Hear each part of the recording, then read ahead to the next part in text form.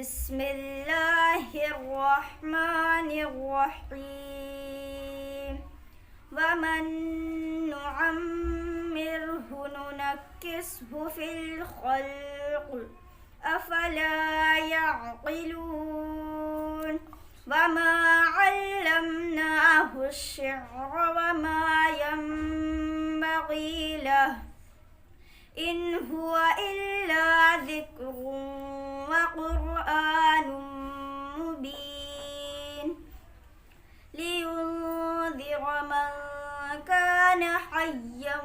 ويحق القول على الكافرين أولم يروا أنا خلقنا لهم مما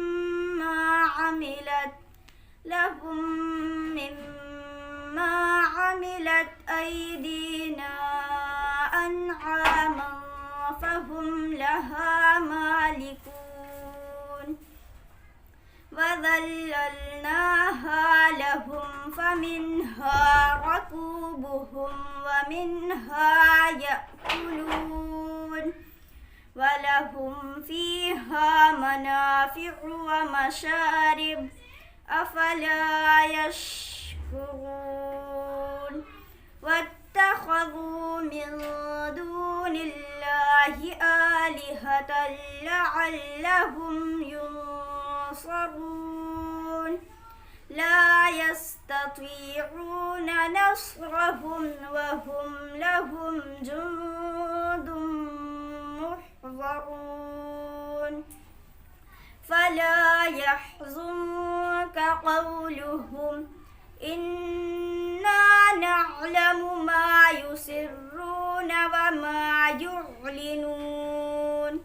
أولم ير الإنسان أنا خلقناه من نطفة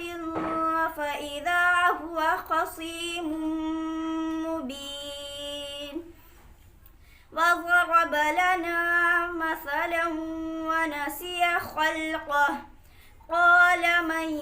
يحيي العظام وهي رميم قل يحييها الذي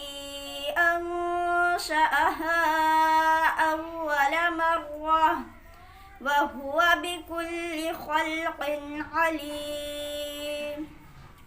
الذي جعل لكم من الشجر الأخضر نارا فإذا أنتم منه توقدون أوليس الذي خلق السماوات والأرض بقادر على